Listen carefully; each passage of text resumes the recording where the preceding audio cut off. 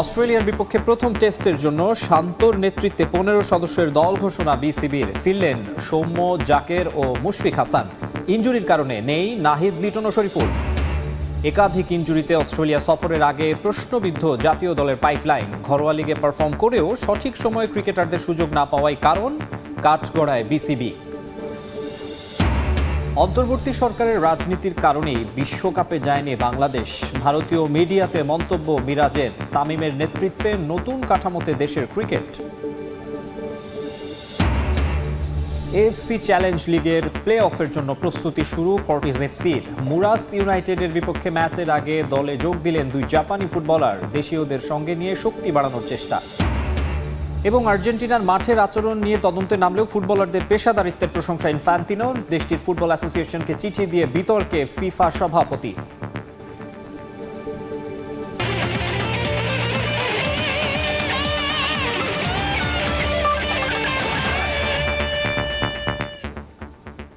দেখছিলেন শিরোনাম, এবারে বিস্তারিত। শুরুতেই জানাবো ক্রিকেটের খবর। অস্ট্রেলিয়া সফরের জন্য শান্তর নেতৃত্বে 15 সদস্যের টেস্ট দল ঘোষণা করেছে বাংলাদেশ ক্রিকেট বোর্ড। ফিরেছেন সৌম্য সরকার, জাকের আলী ও মুশফিক হাসান। 23 বছর পর অস্ট্রেলিয়ার মাটিতে টেস্ট খেলতে যাচ্ছে টাইগাররা। 13 আগস্ট ডারউইন ও 22 আগস্ট ম্যাকেইয়ে দুইটি টেস্ট খেলবে বাংলাদেশ ও অস্ট্রেলিয়া। নাহিদ রানা, লিটন দাস ও শরীফুল ইসলামের মতো গুরুত্বপূর্ণ ক্রিকেটারের ইনজুরিতে এই মেগা সিরিজের আগে বেশ বিপাকে পড়েছিল টিম ম্যানেজমেন্ট। অবশেষে কিছুটা দেরিতেই স্কোয়াড ঘোষণা করল বিসিবি। দলের সবচেয়ে বড় চমক সৌম্য সরকারের ফেরা, আর সৌম্য ফেরায় বাদ পড়েছেন মাহমুদুল হাসান জয়। এদিকে লিটনের ইনজুরিতে দলে ফিরেছেন জাকের আলী অনিক। এছাড়া 2023 সালে টেস্ট দলে ডাক পাওয়া মুশফিক হাসানকেও সুযোগ দিয়েছেন নির্বাচকরা।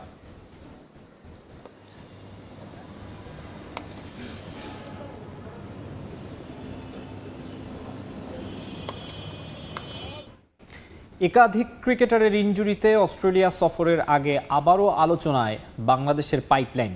প্রশ্ন উঠছে এইচপি কিংবা এ দলের ভূমিকা নিয়েও। তবে লম্বা সময় ঘরোয়া লিগে পারফর্ম করার পরও অনেক ক্রিকেটারের সুযোগ না পাওয়াকেই এই সমস্যায় পড়তে হয়েছে বলে মনে করেন বিসিবি কোচ রাজিন সালে। চোট আঘাত ক্রিকেটেরই অংশ, কিন্তু বাংলাদেশ ক্রিকেটে একটা ইনজুরি মানেই নির্বাচকদের ওপর পাহাড় সমচাপ। সেখানে গুরুত্বপূর্ণ অস্ট্রেলিয়া সিরিজের আগে দলে একাধিক ইনজুরি, অথচ এই সফরে টাইগারদের যাওয়ার কথা ছিল শক্তিশালী দল নিয়ে। তবে হলো ঠিক উল্টো। বাংলাদেশ অজি সফরে যাচ্ছে গুরুত্বপূর্ণ বেশ কজন ক্রিকেটার ছাড়াই।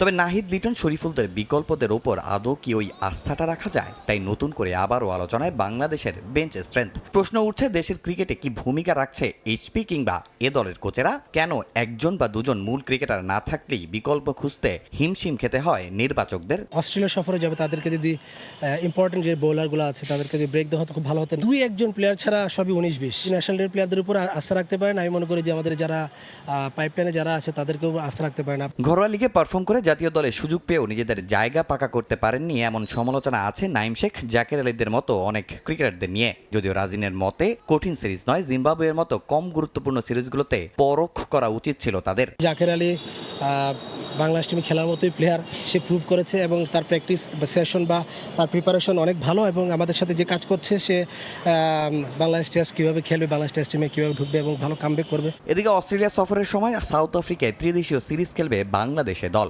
নভেম্বরে আবার সেখানে প্রোটিয়াদের বিপক্ষে পূর্ণাঙ্গ সিরিজ খেলতে যাবে জাতীয় দল। তাই শুধু ম্যাচ জেতা নয়, সেই সফরে এ দল থেকে নতুন কয়েকজন সুযোগ পেলে সেটাই হবে সফলতা। নেক্সটে যে আমার ওয়ার্ল্ড কাপ যেটা আছে, এখান থেকে যেন আমাদের ওয়ানডে খেলা আছে, এ টিমের খেলা আছে, আমি মনে করি যেখান থেকে প্লেয়াররা সেই এক্সপিরিয়েন্সটা নিতে পারবে উইকেটের, এবং এখান থেকে তারা তাদের গেমটা ডেভেলপ করতে পারবে। 1 আগস্ট সাউথ আফ্রিকা ইমার্জিং দলের বিপক্ষে ওয়ানডে ম্যাচ দিয়ে শুরু হবে এ দলের এই ত্রিদেশীয় সিরিজের মিশন। ইউএস এর বিপক্ষেও খেলবে লাল সবুজ। আর 16 ও 23 আগস্ট সাউথ আফ্রিকার বিপক্ষে দুটি 4 দিনের ম্যাচ খেলবে বাংলাদেশে দল। তামিম হোসেন, সময় সংবাদ, ঢাকা। ভারতের মাটিতে টি-20 বিশ্বকাপ না খেলা ছিল রাজনৈতিক বিষয়। সব ক্রিকেটার অপেক্ষায় ছিলেন মেগা আসরের।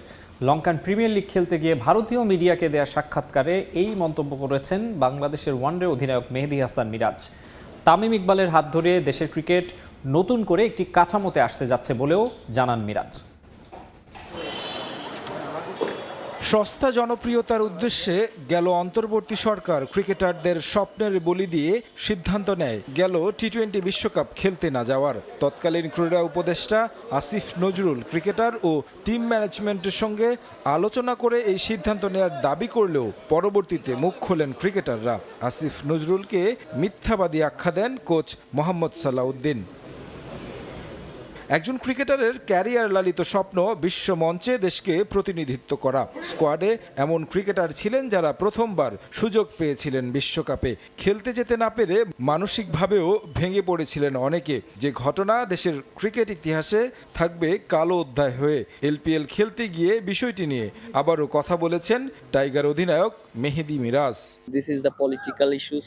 Everybody knows that's the things. এটা আসলে রাজনৈতিক সিদ্ধান্ত ছিল। আমরা সবাই খেলতে প্রস্তুত ছিলাম। ভারতে গিয়ে খেলতেও আমাদের কোনো ধরনের সমস্যা ছিল না। প্রতিটি ক্রিকেটারই স্বপ্ন দেখে বিশ্বকাপে খেলার। অনেকে ছিলেন যারা প্রথমবার সুযোগ পেয়েছেন, তাদের সেই সুযোগ নষ্ট হলো। বিষয়গুলো নিয়ে খুব বেশি কিছু বলতে চাই না। এটা একেবারে রাজনৈতিক ব্যাপার ছিল। তৎকালীন সরকারের সঙ্গে ভারতের রাজনৈতিক সম্পর্ক আর বিশ্বকাপ খেলতে না যাওয়ায় নিয়মিত সিরিজ খেলতে আসেনি টিম ইন্ডিয়া। তামিম ইকবাল অবশ্য দুই দেশের সম্পর্কে উন্নতি এনেছেন। এবছরই ঢাকায় আসবে ভারত। কথা বলেছেন আসন্ন ভারত সিরিজ নিয়েও। আমরা আগ্রহের সঙ্গে অপেক্ষা করছি ভারতের বিপক্ষে সিরিজের জন্য। এটা আমাদের জন্য দারুণ একটা মুহূর্ত। লম্বা সময় আমরা ভারতের বিপক্ষে খেলি না।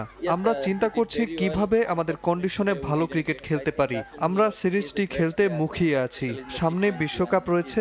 সব ক্রিকেটারই চায় সেখানে ভালো খেলতে। তাই ঘরের মাটিতে আমাদের উন্নতি আনতে হবে। বেশ কয়েকটি সিরিজ আমরা জিতেছি। একই সঙ্গে আমরা পারফরম্যান্সের ধারাবাহিকতা ধরে রাখতে চাই। দেশের হয়ে সবচেয়ে বেশি রানের মালিক তামিম ইকবালের হাতে দেশের ক্রিকেটের নেতৃত্ব। তার অধীনে নতুন কাঠামো পাচ্ছে ঘরোয়া ক্রিকেট, যার প্রশংসা করলেন মিরাজ। তামিম ইকবাল লম্বা সময় ক্রিকেট খেলেছেন। তিনি জানেন কিভাবে দেশের ক্রিকেটকে এগিয়ে নিতে হবে। নতুন একটি কাঠামো দাঁড় করাচ্ছেন নতুন এই সভাপতি, যার সুফল দেশের ক্রিকেট পাবে বলে আশা করি।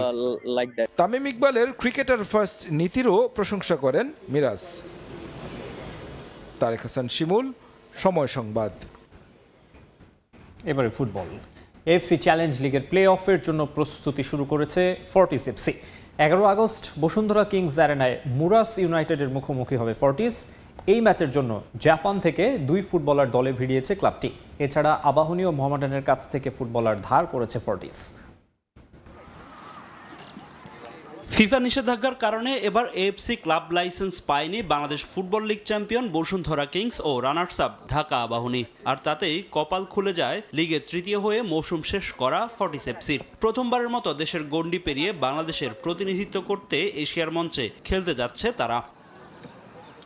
দেশের মাটিতে এফসি চ্যালেঞ্জ লিগের প্লে অফ খেলবে ফর্টিস। প্রতিপক্ষ চূড়ান্ত, আর সেই ম্যাচ সামনে রেখে অনুশীলন শুরু করেছে ক্লাবটি। প্রথমবারের মতো এফসি টুর্নামেন্ট খেলার অপেক্ষায় থাকা ফর্টিসের লক্ষ্যটাও বড়। প্লে অফের বাধা উতরে মূল পর্বে খেলতে চায় ক্লাবটির ফুটবলাররা। শুধুমাত্র চ্যালেঞ্জ লিগের জন্য 2 জাপানিজ ফুটবলার দলে ভিড়িয়েছে ফর্টিস, যাদের পূর্ব অভিজ্ঞতা আছে চ্যালেঞ্জ লিগ খেলার। প্রতিপক্ষ মুরাস ইউনাইটেড শক্তিশালী হলেও নিজেদের সেরাটা দিয়ে লড়াই করতে প্রস্তুত ফুটবলাররা। এফসি চ্যালেঞ্জ লিগকে টার্গেট করে আমাদের 2 তারিখ থেকে প্র্যাকটিস শুরু হয়। আস্তে আস্তে সব প্লেয়ার এখন মোটামুটি জয়েন করছে, আর হয়তো 2-1 জন বাকি। সো প্রথম থেকে আমাদের ট্রেনিংয়ের প্রিপারেশন ভালো ছিল। আমরা যেহেতু একটাই ম্যাচ, সো আমাদের ফুললি ফোকাস এই ম্যাচটাই। আর যেহেতু আমাদের হোমে খেলা, সো আমরা হোম অ্যাডভান্টেজটা কাজে লাগার চেষ্টা করবো ইনশাআল্লাহ। জাপানিজ 2 জন শুধুমাত্র এফসি কাপের জন্যই নেওয়া, প্লাস আমাদের আগের ফরেন প্লেয়ার সাথে এরিক বিস্টা জয়েন করছে, নেপালি ইন্টারন্যাশনাল। আমাদের নতুন স্ট্রাইকার আসছে, যেহেতু আগের স্ট্রাইকার চলে গেছে। আগের প্রায় 7 জন প্লেয়ার অন্য টিমে দলবদল করছে। সো নতুন যারা আসছে তারা মানিয়ে নেওয়ার চেষ্টা করতেছে। চ্যালেঞ্জ কাপের আগে বড়সড় রদবদল এসেছে ফর্টিস এফসিতে। এছাড়া প্লে অফের ম্যাচের জন্য আবাহনী ও মোহামেডানের কাছ থেকে ফুটবলার ধার করেছে ফর্টিস। এরই মধ্যে দলের সঙ্গে মানিয়ে নিয়েছেন তারা। আমাদের একটা হয়তো ব্যাড লাক বা বলতে পারবো, ওরা এখন খেলার মধ্যে, আমাদের কোনো টিম প্র্যাকটিসে নাই, আমরা খেলার মধ্যে নাই। বাট এই জন্য আমরা লং টাইম থেকে প্র্যাকটিস করতেছি। টিমে টোটাল 8 জন ফরেন আছে। এফসি কাপের জন্য 2 জন জাপানিজ নিছি। এর মধ্যে আবাহনী মোহামেডানকে ধন্যবাদ, ওরা প্লেয়ার দিছে, হ্যাঁ, দেশি প্লেয়ার। তো সব মিলে ইনশাল্লাহ একটা ভালো টিম হবে, একটা ভালো একটা লড়াই হবে ইনশাল্লাহ। আগামী 11 আগস্ট বসুন্ধরার কিংস অ্যারেনায় মুরাস ইউনাইটেডের মুখোমুখি হবে ফর্টিস। ফাহিম ইসলাম, সময় সংবাদ, ঢাকা। রাজধানীর national institute of neuroscience and হাসপাতাল মিলনায়তনে অনুষ্ঠিত হয়েছে শহীদ প্রেসিডেন্ট জিয়াউর রহমান স্মৃতি ক্রীড়া প্রতিযোগিতার পুরস্কার বিতরণী অনুষ্ঠান। এদিন প্রধান অতিথি হিসেবে উপস্থিত থেকে বিজয়ীদের হাতে পুরস্কার তুলে দেন যুব ও ক্রীড়া প্রতিমন্ত্রী আমিনুল হক। এ সময় তিনি খেলাধুলার প্রসার এবং তরুণদের সুস্থ ও মেধাভিত্তিক সমাজ গঠনে ক্রীড়ার গুরুত্ব তুলে ধরেন। অনুষ্ঠানে ডক্টরস অ্যাসোসিয়েশন অব বাংলাদেশের কেন্দ্রীয় ও বিভিন্ন শাখার নেতৃবৃন্দ, চিকিৎসক এবং প্রতিযোগিতায় অংশগ্রহণকারী ক্রীড়াবিদরা উপস্থিত ছিলেন। শেষে বিভিন্ন ইভেন্টে বিজয়ীদের মধ্যে পুরস্কার ও সনদ বিতরণ করা হয়।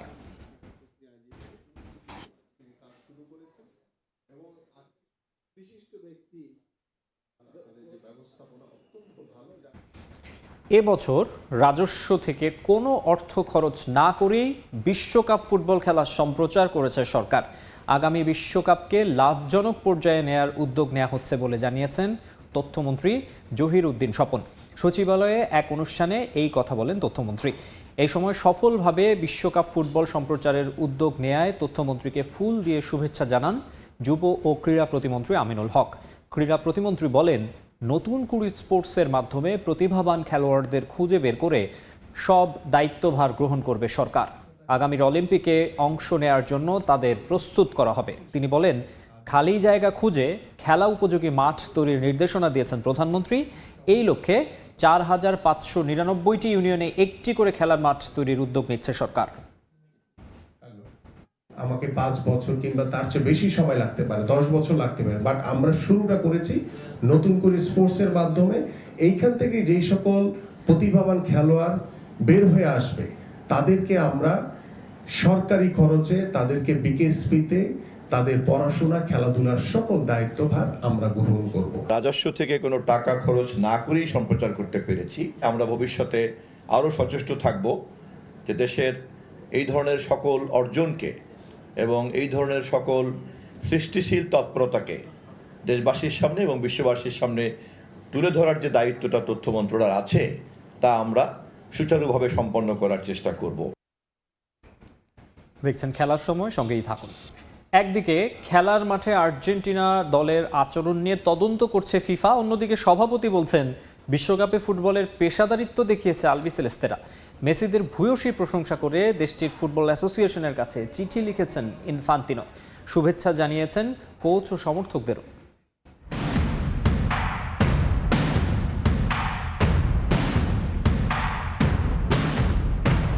দুধ দেয়া গাভীর লাথিও নাকি মজা, তদন্তের আড়ালে ইনফ্যান্তিনোর ফাঁস হওয়া চিঠি আরও একবার প্রমাণ করল ফিফার আর্জেন্টিনা প্রীতি। ভ্রু কুচকে নেটিজেনদের সন্দেহের তীর এখন ইনফ্যান্তিনোর দিকে। সত্যিই কি আলবিসেলেস্তেরা বিশ্বকাপ জুড়ে ফিফার সুবিধা পেয়েছিল?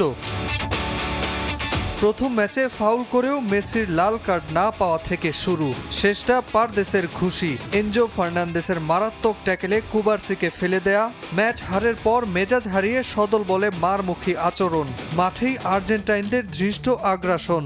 এ কেমন আর্জেন্টিনাকে দেখেছিল ফুটবল বিশ্ব? 2 কোটির বেশি মানুষ আলবিসেলেস্তেদের নিষিদ্ধ করতে অনলাইনে পিটিশন করেছে। বিষয়টা আমলে নিয়ে তদন্তে নেমেছে ফিফা। তবে আর্জেন্টিনা ফুটবল ফেডারেশনের সভাপতি ক্লদিও তাপিয়াকে লেখা ইনফান্তিনোর একটি চিঠি প্রকাশ্যে আসার পর প্রশ্ন উঠেছে তদন্ত প্রক্রিয়া নিয়ে।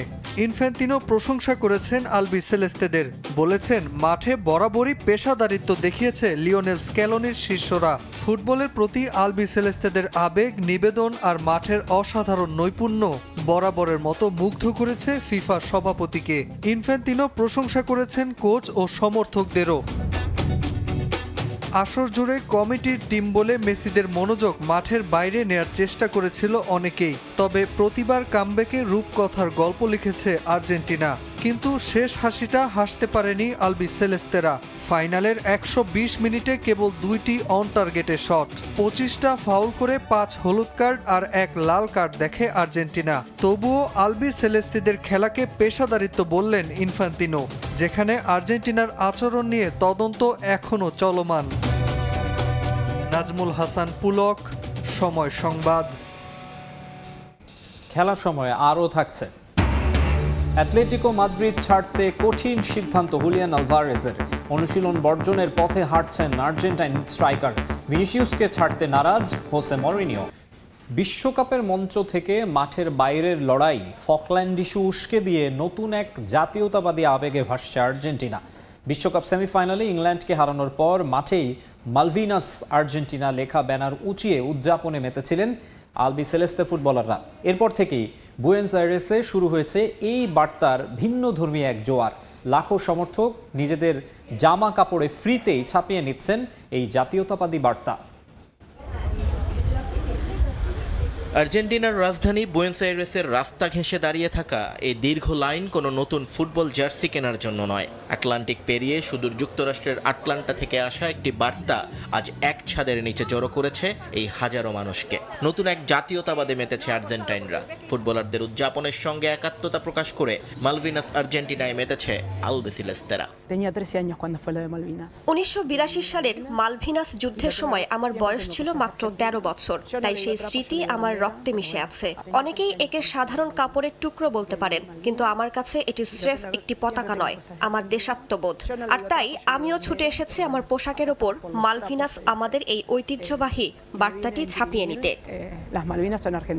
যুক্তরাষ্ট্রের আটলান্টায় ইংল্যান্ডকে হারানোর পর মাঠের মধ্যে সমর্থকদের একটি হাতে আঁকা ব্যানার চেয়ে নেন মিডফিল্ডার জিওভানি লো সেলসো। সেই ব্যানারের অক্ষরের আদলেই এখন কাপড়ে ফ্রিতে ছাপ মারা হচ্ছে বিশেষ এই স্লোগান। 1982 সালের সংক্ষিপ্ত কিন্তু রক্তক্ষয়ী যুদ্ধের পর থেকে ব্রিটেন এবং আর্জেন্টিনার মধ্যে যে কূটনৈতিক টানাপোড়েন, তাই ফুটবল ম্যাচের পর এক নতুন মাত্রা পেয়েছে।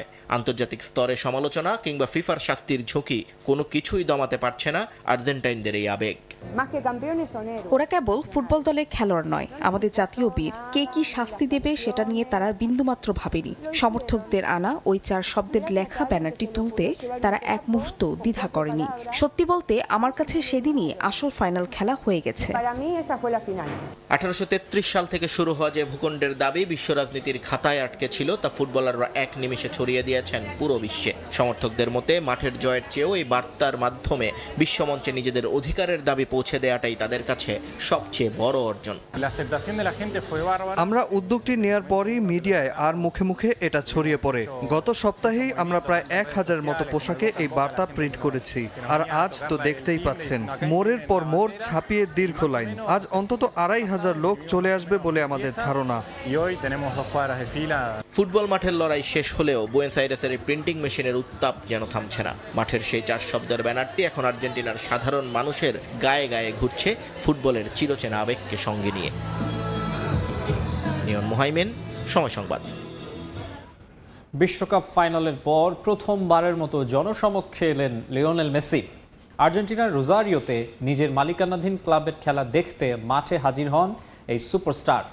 আর এলএম10-এর উপস্থিতিতে ভক্তদের মাঝে তৈরি হয় উন্মাদনা। এদিকে কোচ লিওনেল স্ক্যালোনিকে 2030 বিশ্বকাপ পর্যন্ত আলবি সেলেস্তেদের ডাগআউটে দেখতে চান ভক্তরা। টিস্যুতে বিশেষ বার্তা লিখে চুক্তিপত্র বানিয়ে স্ক্যালোনিকে দিয়েছেন এক ক্ষুদে ভক্ত। রোজারিওর অ্যান্টোনিও দি গিয়াকোমো স্টেডিয়ামে চুপিসারে হাজির লিওনেল মেসি। হুডি জ্যাকেট পরে চুপচাপ নিজ পরিবারের মালিকানাধীন ক্লাব লিওনেস এফসির ম্যাচ দেখতে থাকেন। প্রিমেরা সি লিগে তখন সেন্ট্রাল কর্দোবার বিপক্ষে লড়ছিল দলটি। মুহূর্তেই টের পেয়ে যান ভক্ত সমর্থকরা। মোবাইলে ছবি ফুটেজ ধারণ করতে শুরু করেন। রোজারিওর শীতের মাঝে যেন উষ্ণতা ছড়িয়ে দেয় সর্বকালের অন্যতম সেরা ফুটবলারের উপস্থিতি। বিশ্বকাপ শিরোপার খুব কাছে গিয়ে হৃদয় ভেঙেছে আর্জেন্টাইনদের। কান্না ভেজা চোখে সেদিন মাঠ ছেড়েছিলেন মেসি। এমনকি দলের সঙ্গে আর্জেন্টিনায় না ফিরে চলে যান মায়ামিতে।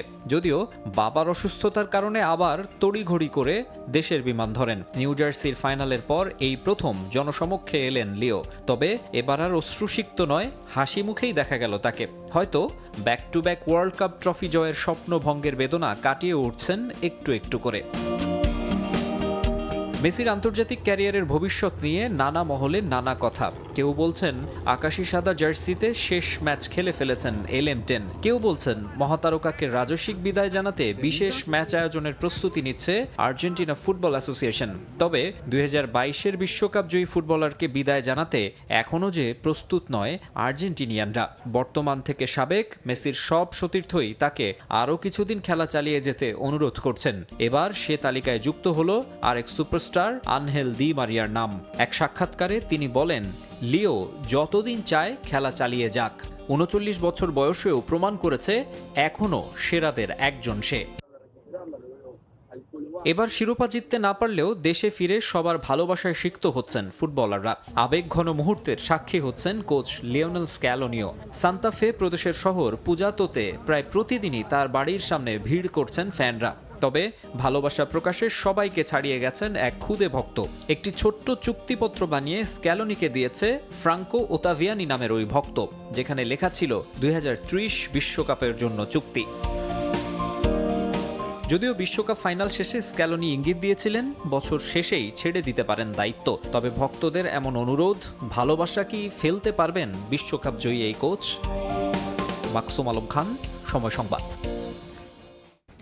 শিগগিরই কোচ লিওনেল স্ক্যালোনির সঙ্গে আলোচনা করে আর্জেন্টিনার জার্সিতে নিজের ভবিষ্যতের ব্যাপারে সিদ্ধান্ত নেবেন বিশ্বকাপ জয়ী লিয়ান্দ্রো পারেদেস। উড়িয়ে দিয়েছেন বিশ্বকাপ ফাইনাল নিয়ে সব ষড়যন্ত্র তত্ত্ব। যোগ্য দল হিসেবে শিরোপা জিতেছে স্পেন, এমনটাই মত তার। ফাইনাল হারের ক্ষত দীর্ঘদিন বয়ে বেড়াতে হবে বলেও জানান তিনি। স্পেনের কাছে বিশ্বকাপ ফাইনাল হারের ক্ষতে বিপর্যস্ত আর্জেন্টিনা শিবির। টানা দ্বিতীয় শিরোপা জয়ের সুযোগ হাতছাড়া হওয়ায় ভাঙনের সুর আলবিসেলেস্তেদের মাঝে। কোচ লিওনেল স্ক্যালোনি চাইছেন দায়িত্ব ছাড়তে বেশ কিছু ফুটবলারই ইতি টানতে যাচ্ছেন আকাশি সাদা জার্সির। তাদের মাঝে আছেন অভিজ্ঞ মিডফিল্ডার লিয়ান্দ্রো পারেদেস। 32 বছর বয়সী এই তারকা ইঙ্গিত দিলেন অবসরের। বিশ্বকাপের ফাইনাল খেলার 3 দিন পরই ক্লাব বোকা জুনিয়র্সের হয়ে মাঠে নামেন এই ফুটবলার। দলকে জিতিয়েছেন 1-0 গোলে। এর মাঝেই আর্জেন্টিনার হয়ে নিজের ক্যারিয়ার এবং বিশ্বকাপ নিয়ে কথা বলেছেন পারেদেস। 2028 সালে আছে কোপা আমেরিকা। মহাদেশীয় এই আসরে তাকে দেখা যাবে কিনা, কিংবা কতদিনই আর আর্জেন্টিনার জার্সিতে দেখা যাবে তাকে, বিষয়গুলো নিয়ে খোলামেলা কথা বলেছেন এই মিডফিল্ডার।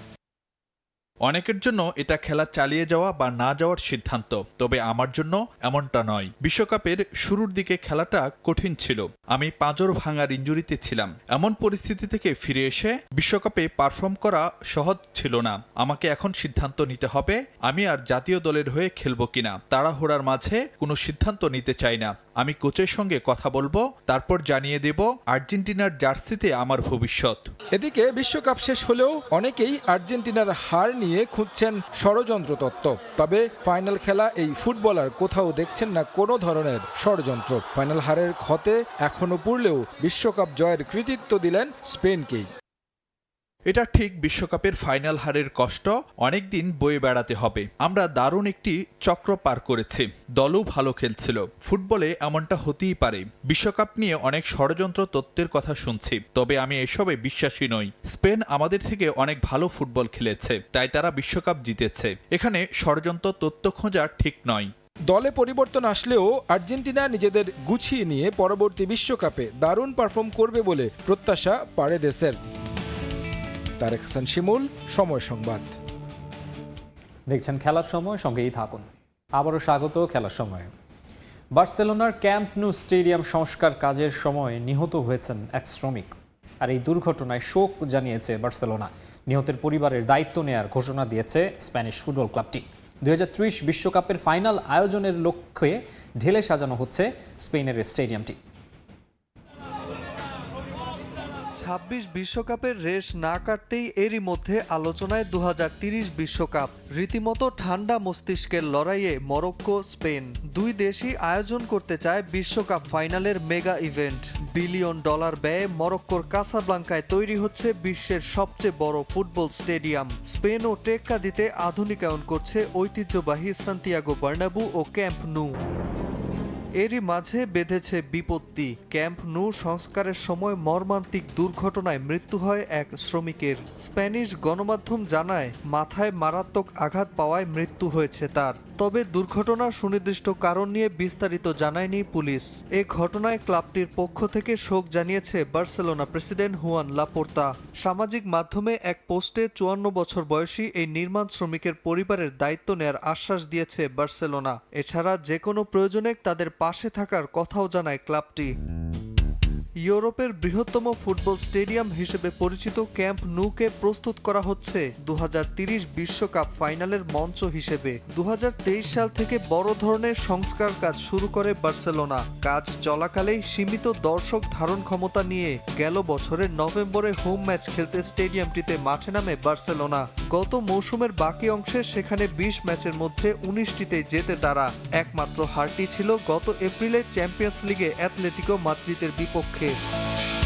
টানা 2 মৌসুমের লা লিগা চ্যাম্পিয়ন বার্সেলোনা 23 আগস্ট এলচের বিপক্ষে ম্যাচ দিয়ে শুরু করবে নতুন মৌসুমের অভিযান। আর সংস্কারের মাঝেই 27 আগস্ট ক্যাম্প নুতে অ্যাথলেটিক বিলবাওর মুখোমুখি হবে বার্সেলোনা।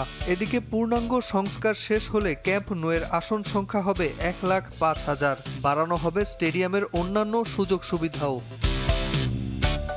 নাজমুল হাসান পুলক, সময় সংবাদ। অ্যাটলেটিকো মাদ্রিদ ছাড়তে কঠিন সিদ্ধান্ত নিতে চলেছেন আর্জেন্টাইন ফরওয়ার্ড হুলিয়ান আলভারেস। ক্লাবের অনুশীলন বর্জন করতেও নাকি প্রস্তুত 26 বছর বয়সী স্ট্রাইকার।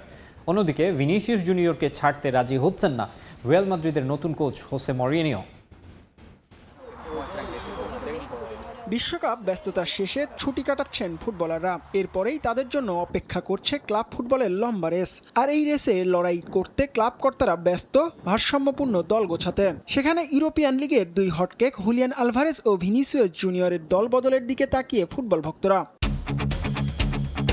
আর্জেন্টাইন স্ট্রাইকার আলভারেজের স্বপ্নের ক্লাব এফসি বার্সেলোনা। ছোট থেকেই ক্যাম্প নুয়ের ঘাস মারানোর স্বপ্নে বিভোর এই ফরওয়ার্ড। কাতালান ক্লাবটার নাম্বার 9 লেভানডোভস্কির চলে যাওয়ায় শূন্যস্থান পূরণ হয়েছে। সেখানেই আলভারেজকে চাই বার্সা। তবে চড়া মূল্য আর রিলিজ ক্লজের মার প্যাচে বেশ কিছুদিন ধরে বার্সেলোনার সঙ্গে দর কষাকষি চলছে অ্যাটলেটিকো মাদ্রিদের। এই টানাটানির মাঝে অ্যাটলেটিকো বিরক্তি প্রকাশ করেছে, কিন্তু আলভারেজ স্বপ্ন পূরণ করতে ক্লাবের ওপর চাপ প্রয়োগ করেছেন বলে ইউরোপিয়ান গণমাধ্যমে গুঞ্জন শোনা যাচ্ছে। 10 আগস্ট প্রাক মৌসুম প্রস্তুতি অনুশীলনের জন্য আলভারেজকে ডেকেছে অ্যাটলেটিকো, কিন্তু বার্সার সঙ্গে চুক্তি না হলে তিনি ক্লাবের অনুশীলন বর্জনের মতো কঠিন সিদ্ধান্তও নিতে প্রস্তুত আছেন। অন্যদিকে ব্রাজিলের Real Madrid winger Vinicius junior দল ছেড়ে ইংলিশ লিগে যাচ্ছেন। গুঞ্জন উঠেছে প্রিমিয়ার লিগের 2 জায়ান্ট লিভারপুল ও আর্সেনাল তার জন্য অপেক্ষা করছে। স্প্যানিশ পত্রিকা এএস এর সাংবাদিক মার্কো রুইজের এক প্রতিবেদনে এসেছে নাটকীয় ইউটার্ন। আগামী মৌসুমে ভিনিকে দলে চান 1 যুগ পর আবারও রিয়ালে ফেরা কোচ হোসে মরিনহো। ব্রাজিলিয়ান উইঙ্গারকে রেখে দিতেই স্পেশাল ওয়ানের চাওয়াকে প্রাধান্য দিয়েছে ক্লাব কর্তৃপক্ষ। তবে ভিনি এখনও চুক্তি নবায়নের জন্য রাজি হননি, তাই ব্রাজিলিয়ান তারকার পরের গন্তব্য নিয়ে এখনই ধোঁয়াশা কাটছে না। ভিনিসিয়াসের ক্লাব ছাড়ার গুঞ্জন বেড়েছিল আইভরি কোস্টের উদীয়মান তারকা ইয়ান দিওমান্দেকে লস ব্লাঙ্কোসদের দলে ভেড়াতে চাওয়াই। তবে রিয়ালের 85.4 মিলিয়ন ইউরোর প্রস্তাব ফিরিয়ে দিয়েছে লাইপজিগ। মাদ্রিদের রিজেক্ট খাওয়ার পর লিভারপুল ও ম্যানচেস্টার সিটির সম্ভাবনা বেড়েছে ইয়ানকে ঘিরে। স্কাই স্পোর্টস বলছে আর্জেন্টাইন সেন্টার ব্যাক ক্রিশ্চিয়ানো রোমেরোকে দলে নিতে আগ্রহ দেখিয়েছে ইন্টার মিলান। জিহাদ আল হাসান, সময় সংবাদ। দেখছেন খেলার সময়, সঙ্গেই থাকুন। ম্যানচেস্টার সিটির দায়িত্ব নিলেও ক্লাবের বিরুদ্ধে ইপিএল কর্তৃপক্ষের আর্থিক অনিয়মের অভিযোগ নিয়ে মোটেই চিন্তিত নন নতুন কোচ এনজো মারেস্কা। সিটিজেনদের সঙ্গে আগেও কাজ করেছেন তিনি, তাই এসব অভিযোগ নয়, তার লক্ষ্য গার্দিওলার পারফরম্যান্সের ধারাবাহিকতা বজায় রাখা। 10 বছর কোচিং শেষে ম্যানচেস্টার সিটি ছাড়লেন পেপ গার্দিওলা। দায়িত্ব দেয়া হলো আরেক ঘরের ছেলে এনজো মারেস্কাকে। প্রাথমিক পর্যায়ে 2029 সালের গ্রীষ্মকাল পর্যন্ত 3 বছরের চুক্তি হয়েছে ম্যানেজমেন্টের সাথে।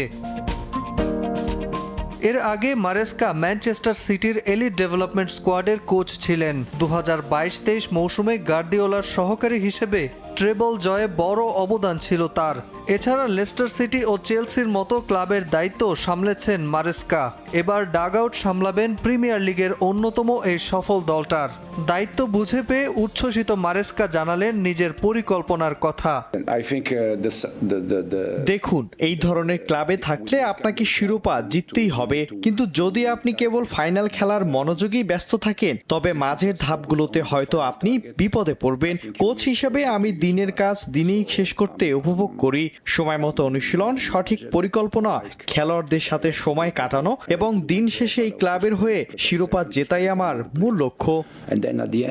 ম্যানচেস্টার সিটির মাথার ওপর ঝুলছে প্রিমিয়ার লিগ কর্তৃপক্ষের ১১৫টি আর্থিক অনিয়মের অভিযোগ, যা প্রমাণিত হলে জরিমানা থেকে শুরু করে পয়েন্ট কাটা, শিরোপা কেড়ে নেওয়া, এমনকি প্রিমিয়ার লিগ থেকে বহিষ্কার পর্যন্ত হতে পারে দলটি।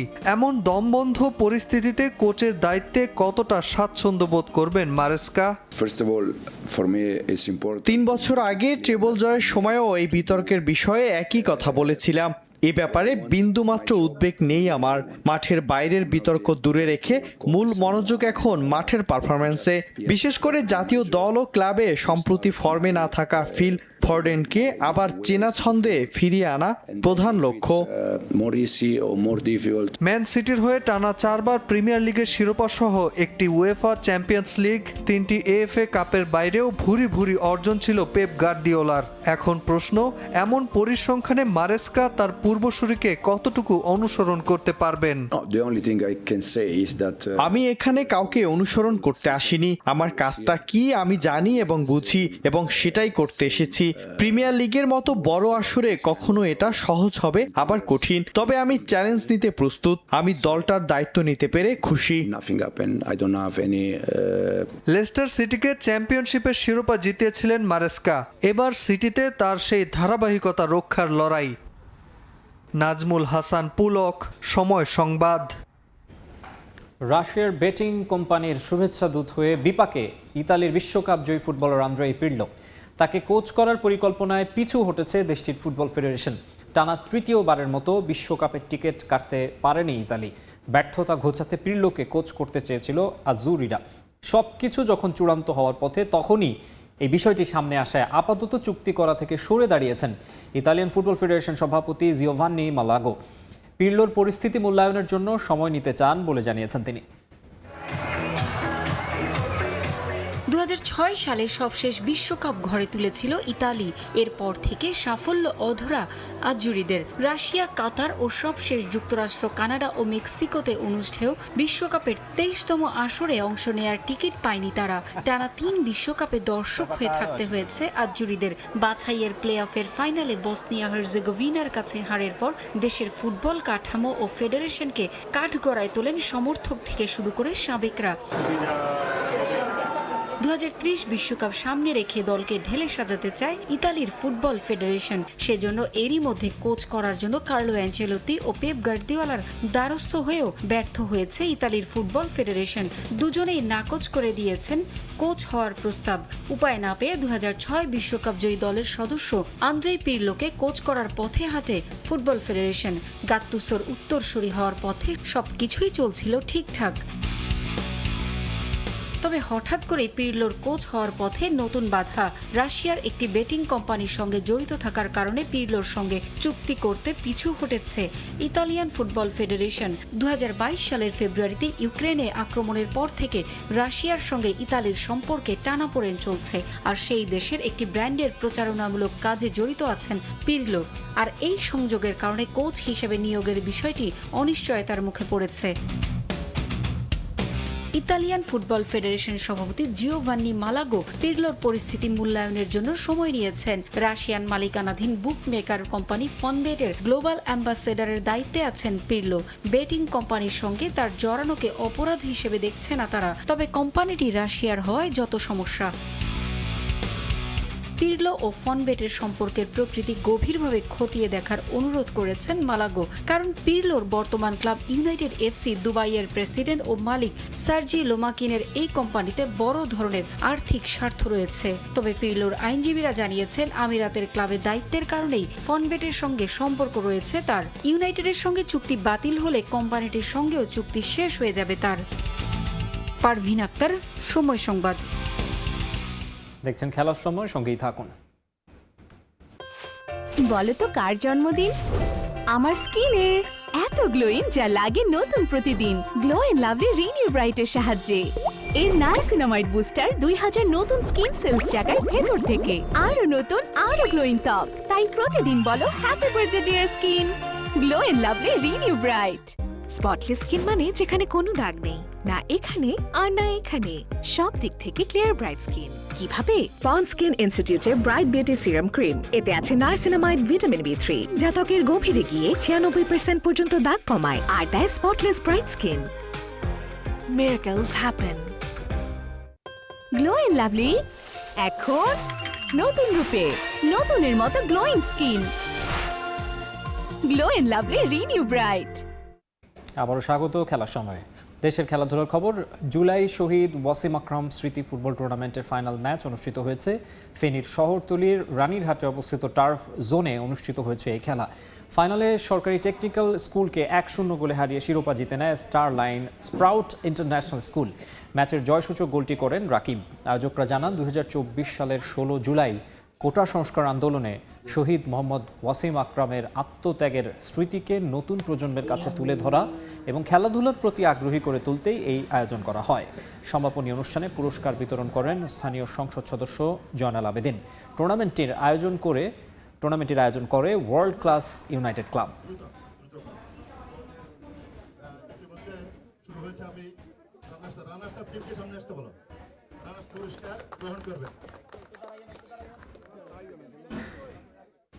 এ পর্যায়ে খেলার সময়ের শীর্ষ সংবাদ জানিয়ে দিচ্ছে আরেকবার। অস্ট্রেলিয়ার বিপক্ষে প্রথম টেস্টের জন্য শান্তর নেতৃত্বে 15 সদস্যের দল ঘোষণা বিসিবির। ফিরলেন সৌম্য, জাকের ও মুশফিক হাসান। ইনজুরির কারণে নেই নাহিদ, লিটন ও শরীফুল। একাধিক ক্রিকেটারের ইনজুরিতে অস্ট্রেলিয়া সফরের আগে প্রশ্নবিদ্ধ জাতীয় দলের পাইপলাইন। ঘরোয়া লিগে পারফর্ম করেও সঠিক সময়ে ক্রিকেটারদের সুযোগ না পাওয়াই কারণ, কাঠগড়ায় বিসিবি। এবং এএফসি চ্যালেঞ্জ লিগের প্লে অফের জন্য প্রস্তুতি শুরু ফর্টিস এফসির। মুরাস ইউনাইটেডের বিপক্ষে ম্যাচের আগে দলে যোগ দিলেন 2 জাপানি ফুটবলার। দেশীয়দের সঙ্গে নিয়ে শক্তি বাড়ানোর চেষ্টা।